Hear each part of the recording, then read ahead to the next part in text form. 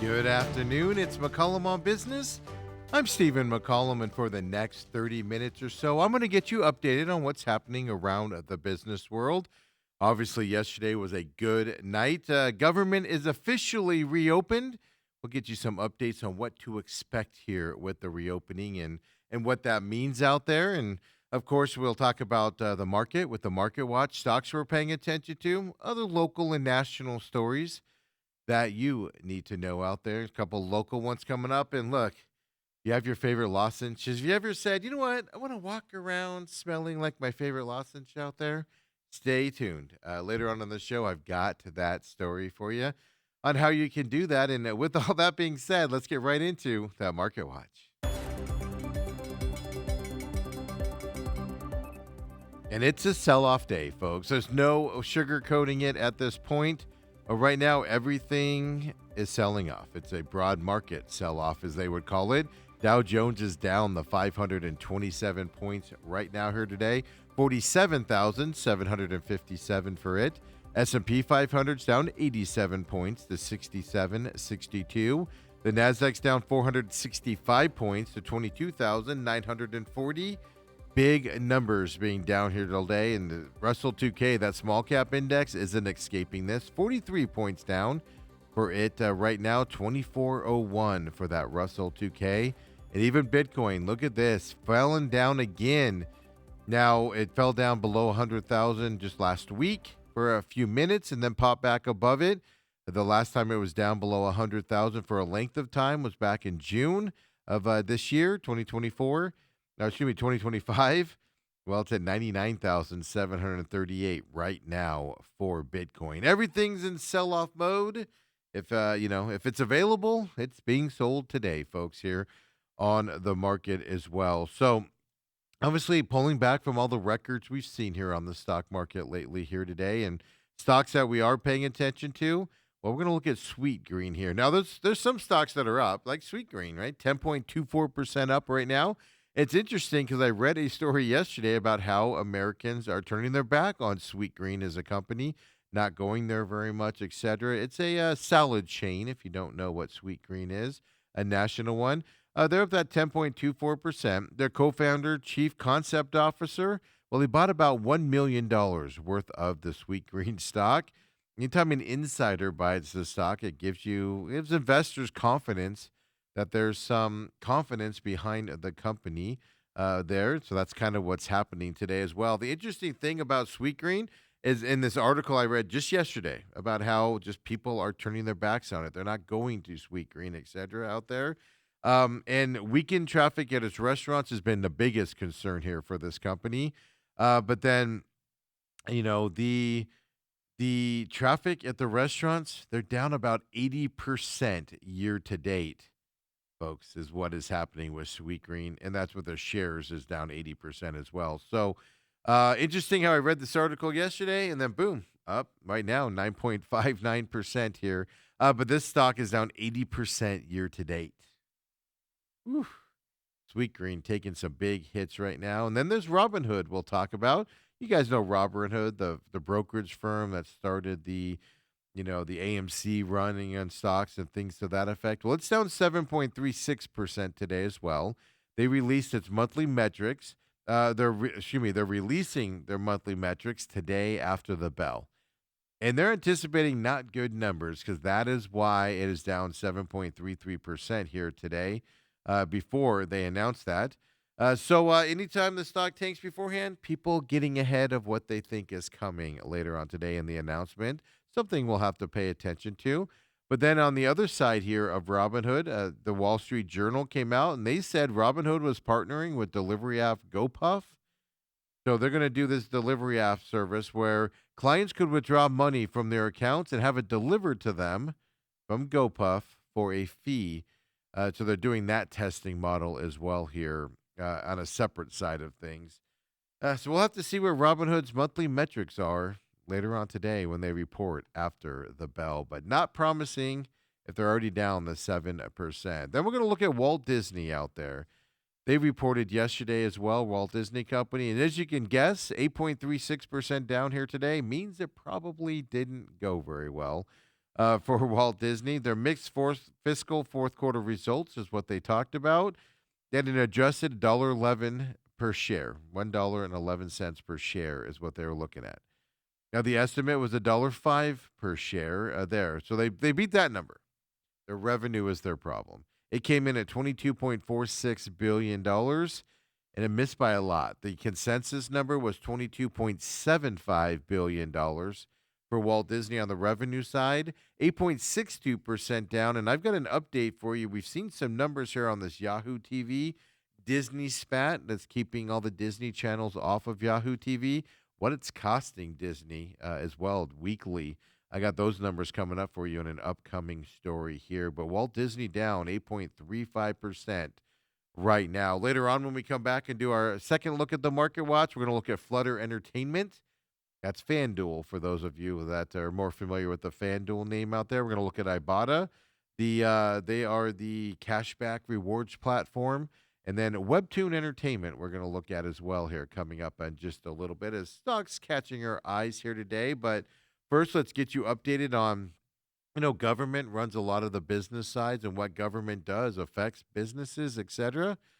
Well, now, airlines specifically, right, with this air shortage and the cutback on that, but it is now official. President Trump did sign the legislation to fund the government. So it is the end of this government shutdown, the longest one of all time here in the U.S. history. The bill keeps funding the government at the same levels that it was doing before through January 30th is the new cutoff date. Can they come to what's with that picture, first of all? Sorry. I looked down. I looked at the monitor and saw President Trump giving me a look. So the levels are the same through January 30th. So they have that time frame to work out the funding here, so we don't have another shutdown as well coming up. What we're looking at here for fiscal year 2026. So the measure that is signed also funds that SNAP program. That's the Supplemental Nutrition Assistance Program. So 42 million Americans, will start getting that funding. We don't know the time frame for it to get to them, but we know it's being funded. That has been funded now as well. So that is definitely in that listing as well. So then also this signing of this ending the government shutdown. Well, it also turns around and stops those layoffs the Trump administration had set into motion earlier last month, I should say.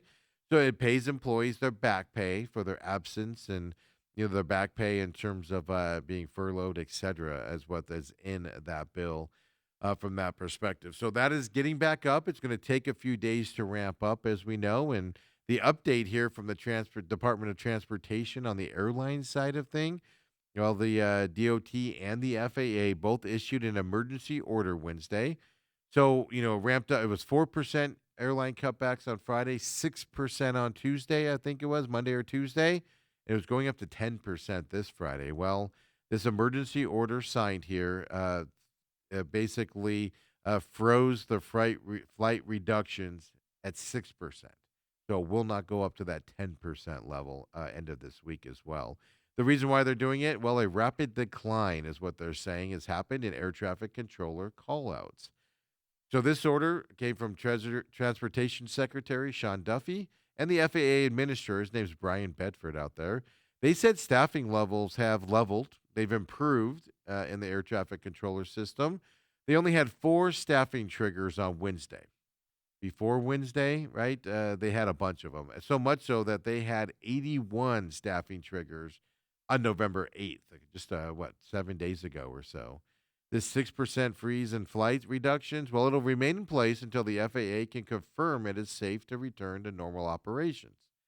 The new order did state that the list of 40 affected high-impact airports, that initial one, well, that has remained unchanged according to this emergency. Those 40 airports are the ones. Nobody was taken off of it. Nobody was put on that list for the 6% reduction. So airlines should be. I was reading yesterday. It takes a couple days. I was reading that we should be back to staffing levels and airlines operating minus the 6% as of now before the weekend or during the weekend here. So it'll get back up to normal levels coming up this weekend.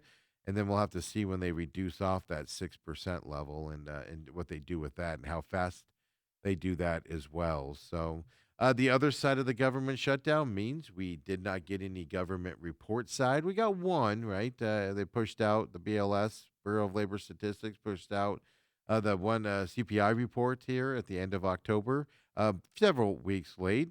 So, what's the update on those? Well, the White House said earlier today that it's unlikely that key federal inflation and labor reports, that they will be released. Yes, moving forward. The White House clarified that later because they made it sound like no more reports. They clarified it later on and said September's job report, that was for data that was collected before the government shutdown. They said that would be released here, after the stoppage, ends and everybody gets back to work. But what they meant was October's job report, which was originally scheduled to be released last week, well, it may not be released at all. We'll just kind of skip this one, is what we're looking forward to now. So, opinions on how the lack of data could impact the Federal Reserve's next monetary policy. Well, the opinions on that are mixed, right? Of course, the Fed relies on those reports to make their Fed decisions.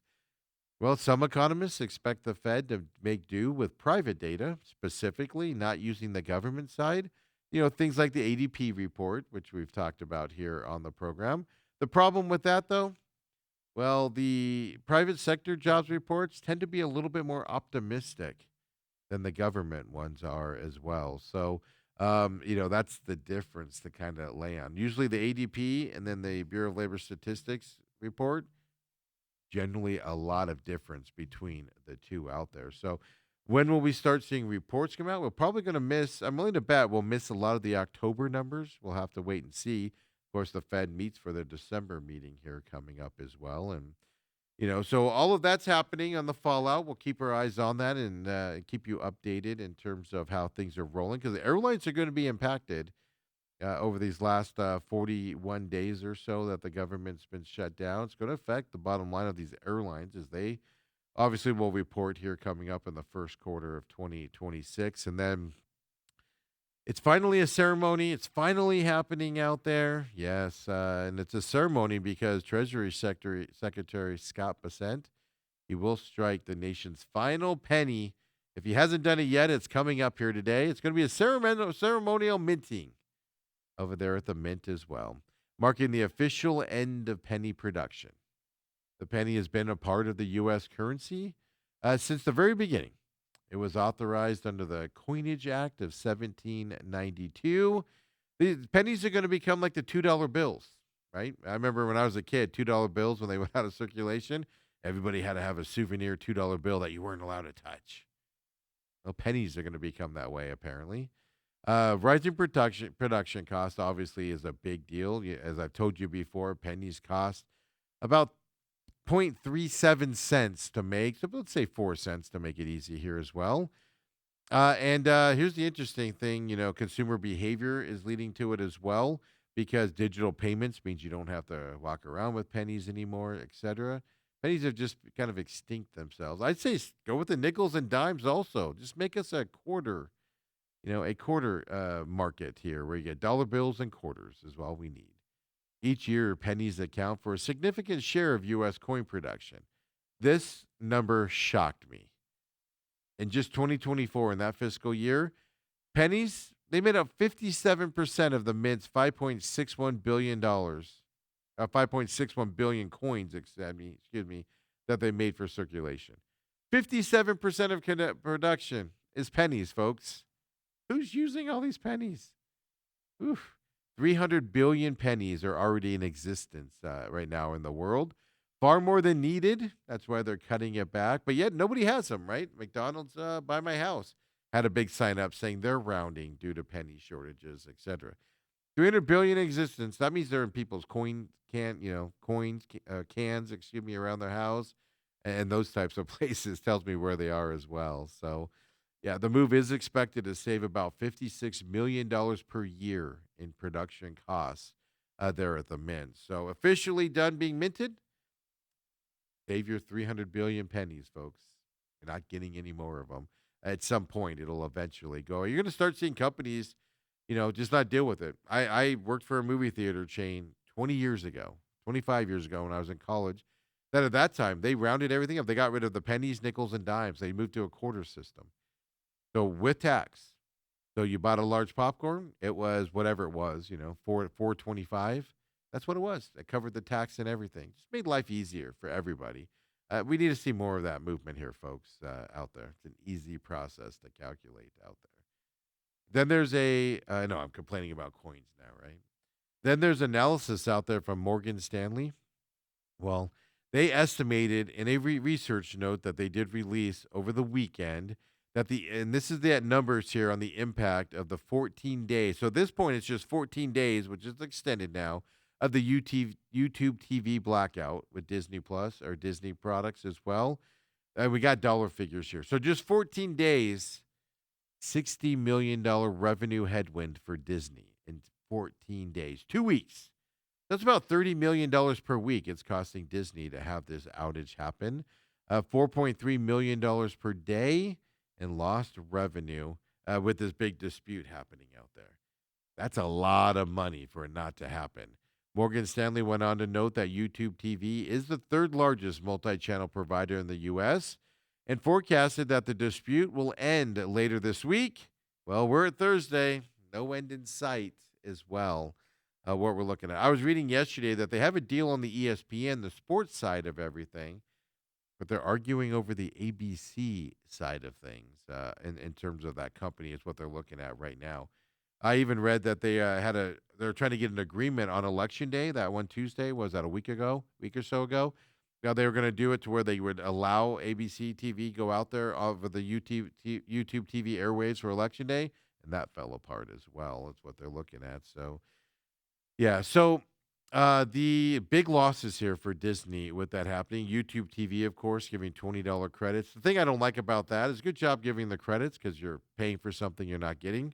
The bad part is you have to go in and say you want the credit. They should just give everybody a $20 credit. That's kind of shady on YouTube TV's part as well. So um, it is estimated by Morgan Stanley that each week of lost distribution is going to lower the adjusted earnings per share by 2 cents on the Disney side of things. So we have some actual figures here.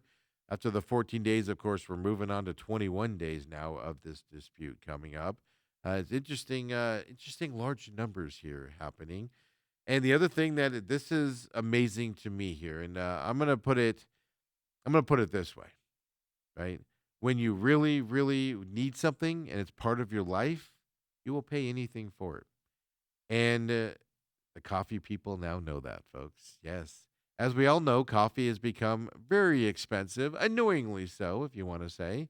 Retail prices of coffee are about 20% year over year as of right now. Obviously, a lot of it people are putting it on the tariff side, but the volatile weather that's been happening has been eating into the harvest of, the coffee beans. And to get the coffee beans, it's a labor intensive crop that you have to deal with down there as well. That's been happening for a few years. We've seen coffee prices increase because of that already. Then you add the tariffs, right? Brazil has a 50% tariff, Colombia 10%, Vietnam 20%. They're the three biggest coffee exporters into the United States as well, are adding additional costs onto the coffee pricing. And then the problem is coffee only grows in a few places here on the planet Earth. So you can't just go to another place and start growing it at that point. For instance, you can't plow down some cornfields and start growing coffee trees, coffee bean trees, or anything to that effect as well. So you're limited here in everything. But with a 20% price increase, the sales of coffee are even a little bit of an uptick, to be honest with you, with the price increases. So Americans have not abandoned coffee at all while these price increases have gone up. We know consumption has held steady through these price increases. We know this because the National Coffee Association told us so. And I'm assuming they know what they're talking about. Coffee feels both like an essential and a worthwhile indulgence for a lot of people that drink it out there. So is there another? I can't think of one. Is there another consumer product that Americans are devoted to? And that's across multiple income levels as well, where you have to have it and you can't live without it. in that time frame. You guys give me another one besides coffee that you will go to regardless of that. Here's the problem. Businesses, they might have known it before, right? With Starbucks charging more. Remember when Starbucks first came out? But now, for a fact, every coffee company knows that you will pay an increased price on coffee. Yes, that's the problem that we've done here, folks. Coffee sellers have raised prices to stay in business, and you're still buying the coffee. Consumption is flat here and uptick a little bit here while these price increases. So if you were them, if you were Starbucks, if you were Dutch Brothers, why would you all of a sudden, if prices drop, why would you lower your prices? You're already paying $7, a thing of coffee. Why would you stop? Why would they lower the price? Their prices go down as well, right? So that means large, big chains, Starbucks, Pete's, those big chain Dutch Brothers, Black Rock Coffee, they're likely to hold strong on their prices and not lower them, even if the tariffs went away tomorrow or the coffee bean prices dropped. They would just keep it where they are as well. And that's all because you, as core customers, haven't been deterred by these higher prices at all. Their sales are not down.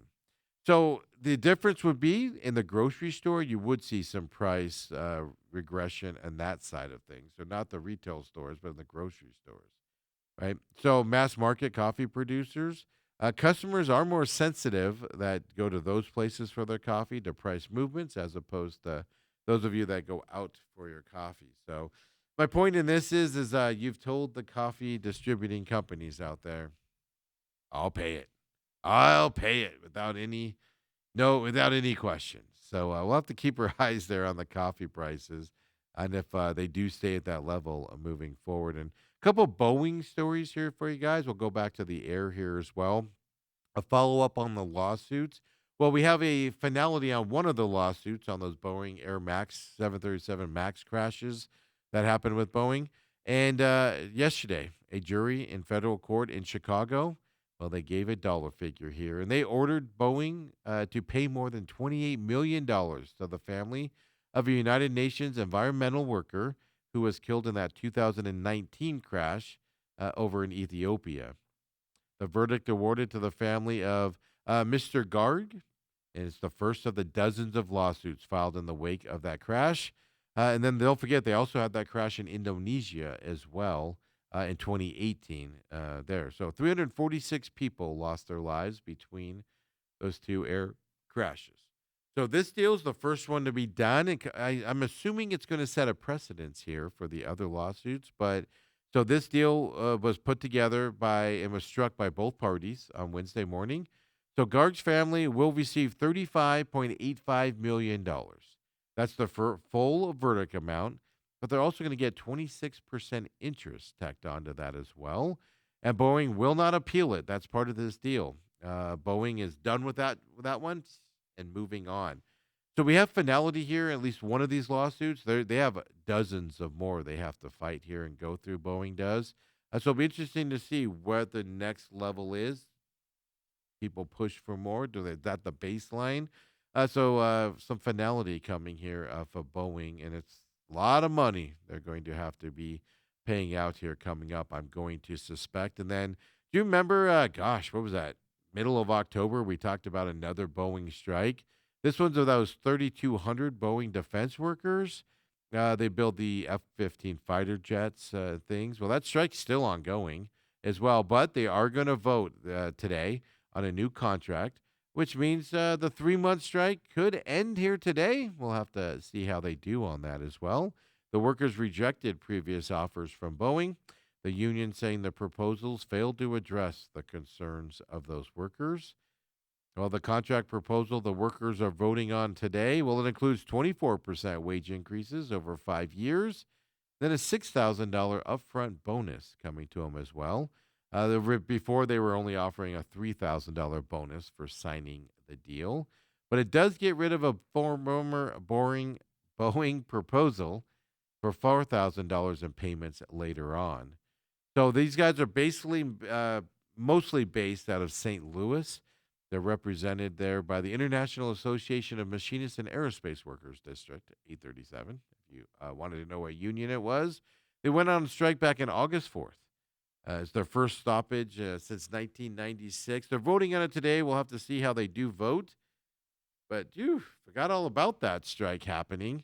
Not a lot of talk and communication about it out there, and popped up today that they're voting on it. And I did not see it. It's expected to pass, but we've seen that before with some of these union votage where everybody wants it to pass, and then the people say no. So we'll have to see where that goes here. But some lots of money going out of Boeing's pockets here lately. And when we come back here at McCollum on Business, well, we're going to talk about Waymo here in the Valley, some changes coming up for them and how you can get in on it. I'll tell you about that. We'll talk about ASU specifically. Well, how employable are you after you graduate there? I got some statistics out there as well. A couple other local stories. And then, you want to smell like your favorite lozenge? You want to have that smell of your lozenge? Let's say around your neck? I'll tell you how you can do it, folks. Come on back. It's McCollum on Business.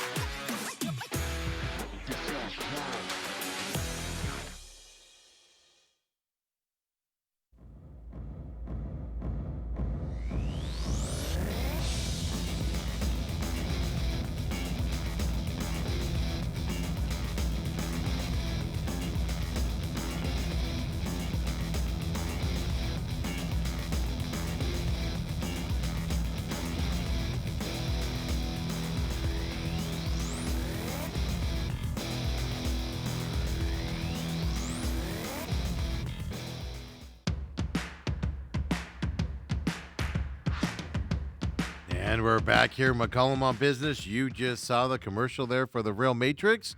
Of course, new episodes every Wednesday at noon. This week's episode is up here at Robot TV. It's got its own channel there on the home menu. Just click on that. It'll pull up. All 8 episodes of the Real Matrix are available for you there every Wednesday at noon. You'll get a new episode here as well. And of course, you can catch it also on the YouTube channel that we do have here for our production side where our company here produces things. Me, Kobe, Ethan, and Riley's company are there on the free YouTube channel. Of course, The Real Matrix has its own podcast as well. Just search The Real Matrix on your favorite podcast systems and you will find it. For those of you that'd rather listen to it than watch it out there, join the Angry Patriot. And if that's programming that you would like, he'd love to have you and have that discussion. Of course, you got the main event, which we just wrapped up today. Coach Sheehan from Scottsdale Christian Academy. A bird's eye view joined us. It's usually on Wednesdays. Last few weeks it's been on Thursdays as they're going through the playoffs due to some scheduling things, but he joined us this morning. It's up on the YouTube page right now as well in the interview section. The whole show's up there. Of course, on demand here at Robot TV now as well as that show's done. Free podcast systems. For those of you that like to listen to that, it's there for you as well. And of course, this show, as soon as we're done here, we put it up on demand at Robot TV on that YouTube page as well. No free podcasting system here. We don't do the podcast for this show. The pit stop, of course, in hiatus technically until the new racing season starts in February. We'll do some shows as news breaks around the racing world here coming up over the next couple months, but gets underway again when racing begins in February for NASCAR, F1, and IndyCar, etc. Out here in Phoenix. So check it out. Listen to some old shows there. Free podcast system at this Pit Stop Talk. Follow me on Twitter there as well, where we'll keep you updated on what is happening around the racing world here as well. So, folks, we're busy here. We appreciate you joining us. If you've ever wanted to do a show or produce a show or do one, sports, entertainment, anything, well, reach out to us. We'd love to have you and work with you, whether it be a monthly show, weekly show. We'd love to work with you and get it under a table as well for you. And so reach out to me here as well at SMAC500 on Twitter. Any of the show Twitter pages, you can reach out as well. Just direct message me and we'll get you all on board. And we appreciate you joining us here. And let's get back into that Market Watch. Big sell off day. Nothing has changed. If anything, it's gotten worse throughout the day. Right, Dow Jones is now down 597 points right now. The S&P 500 is down 103. Nasdaq's down 508 points right now, and then the Russell 2K down 52 points here on this sell-off day. Bitcoin keep going down as well, 98,909. Looks like it's kind of going back up here. Will it go back up to 99,000 is something to pay attention to as the day goes on for Bitcoin as well. First stock we're going to look at here in this segment, Flutter Entertainment. That's FanDuel for those of you unfamiliar with that. 12.65% down here today. Well, they cut their full year guidance because of winning streaks from gamblers have happened. Obviously, gamblers win. Well, the gambling companies lose when they have to pay that out. Well, then, so that's happening with Flutter Entertainment. And then Flutter reported mixed earnings and revenue as compared with the estimates out there. So their numbers coming in a little wonky as well. That's why they're down 12.53% here today. Then also, they announced that a new prediction markets app, they're going to call it FanDuel Predicts. It's set to launch in December. So for those of you that like those prediction markets, their competitors have them, and there's a couple other ones out there. Well, coming to FanDuel for you as well, coming up in December. But FanDuel, Flutter Entertainment, down 12.47% right now. And then that cashback rewards platform called Ibotta, well, it's down big today as well. It is down 19.03% right now for Ibotta. Well, very disappointing fourth quarter revenue guidance. Yes, they moved it to 80 million, between 80 and 85 million dollars. Everybody wanted it to be in the $84 million range, so it's still in that range. The problem is they moved their portion of the guidance down to 80 to 85 million dollars. So Ibotta did top earnings and revenue expectations though in their quarter that they just reported on. But anytime you do that guidance, revenue guidance down that big, 19.34% down here today from Ibotta right now. And then we'll look at Webtoon Entertainment. We've looked at this stock from time to time. Fun little app there as well. They're a comics platform that you can kind of play around with. Well, maybe. I don't know how much longer, right? Down 26.22% down right now. Their third quarter revenue was $378 million. Well, the estimate was $385 million. So big miss here by Webtoon. But their adjusted earnings were 4 cents per share. Profit, by the way. The loss of 12 cents a share was expected from analysts. Well, that tells you, if you're just on the basis of things without me looking into it, that tells you they're selling a lot of stuff at lower prices, and that's obviously hurting the revenue side of things for Webtoon Entertainment. But down big today, 26.22% as of right now. Biggest one down here today. At least it was before the show. Let me pull it up here real quick and just look and see if anything has surpassed it down here today. I doubt it because that's such a big drop for it. Let's see here. 3i Group pick. Well, that's down 17% today as well for it. So, yeah, we're right there for Webtoon. Webtoon being the biggest one down here today. So stories that we're going to talk about now, we'll go into some local stuff here. Let's talk a little bit about Waymo, right? Speaking of Alphabet, we talked about that YouTube TV, which they own, and they own Waymo as well. And you might look over to your right while you're driving down the freeway, or to your left. You might see a Waymo driving by you now. So Waymo is officially rolling out rides on Phoenix area freeways. Now, this was an update from Waymo's, Waymo yesterday. Well, Waymo has reportedly been testing freeway drives for more than a year with employees. Yeah, every once in a while I'd see one. They get on an on-ramp, stay in the right lane, and then exit at the next side. I've seen that a lot here over the last 4 or 5 months. But now the option is now becoming available to us common users out there of Waymo.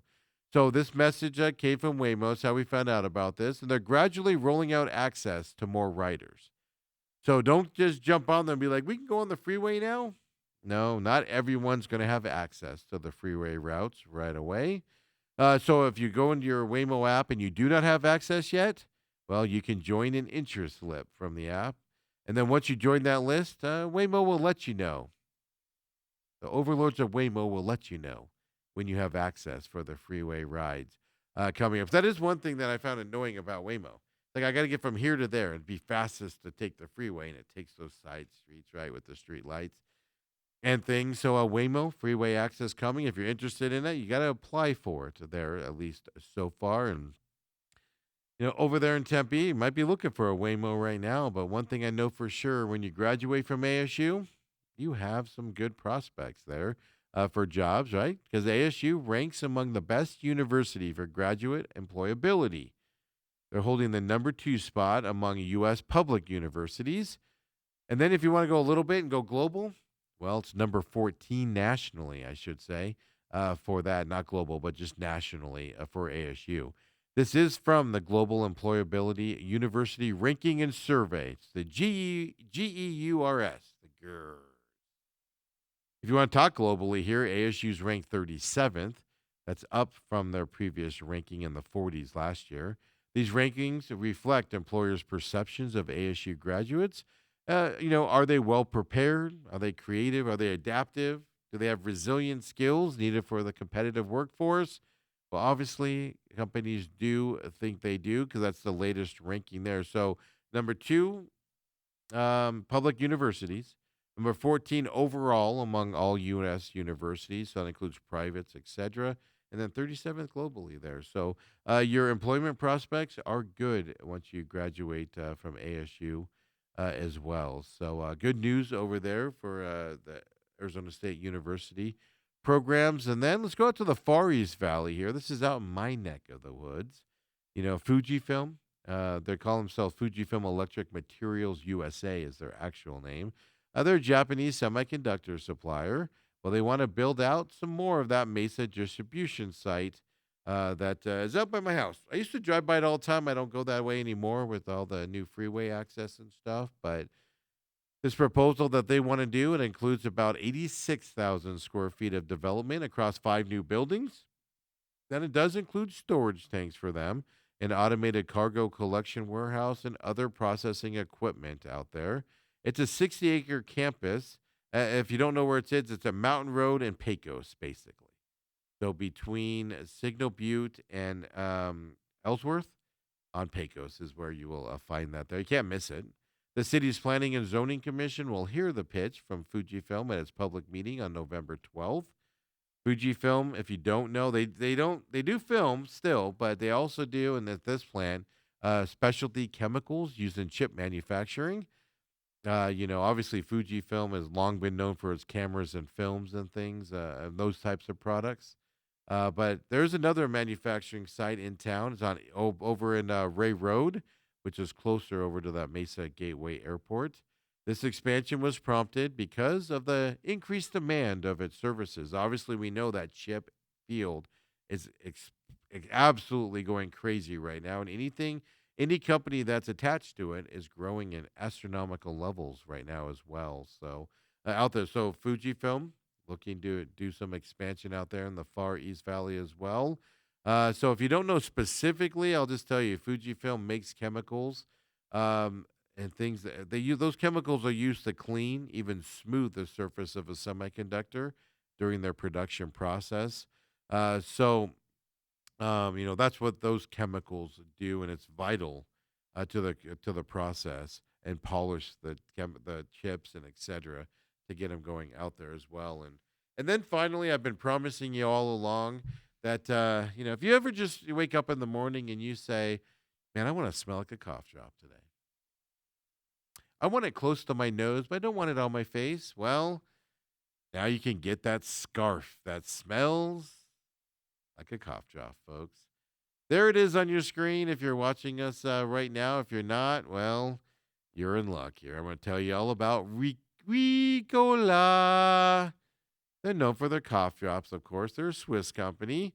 They say they have tea, breath mints also, but this is exclusively debuted here to USA Today, and they put it out there. There's a new limited edition scarf, and it's infused with Ricola's signature Swiss alpine herbs, as they call it there.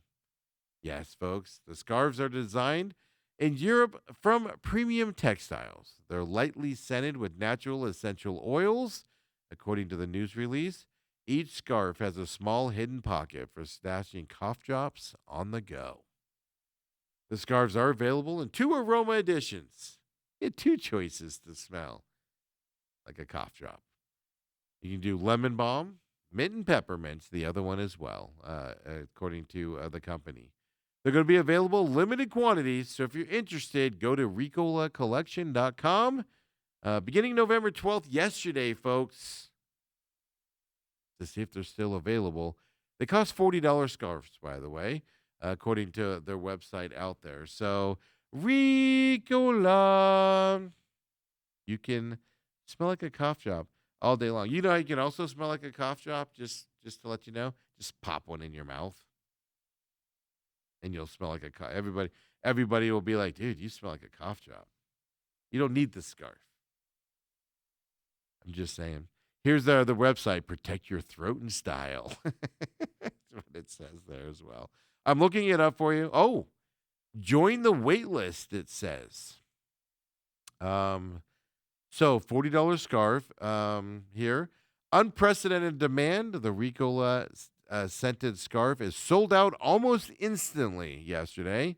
So they're restocking for December, folks. So you can put your email in there and be added to the Ricola wait list. Dreams come true, folks. Dreams come true. Appreciate you joining me here on this Thursday edition of McCollum on Business. Be back on Friday for another edition coming up for you. And I look forward to seeing you there live here at Robat TV. Don't forget to check out our on-demand stuff here at Robat TV, the YouTube page as well. We'll see you tomorrow, everybody.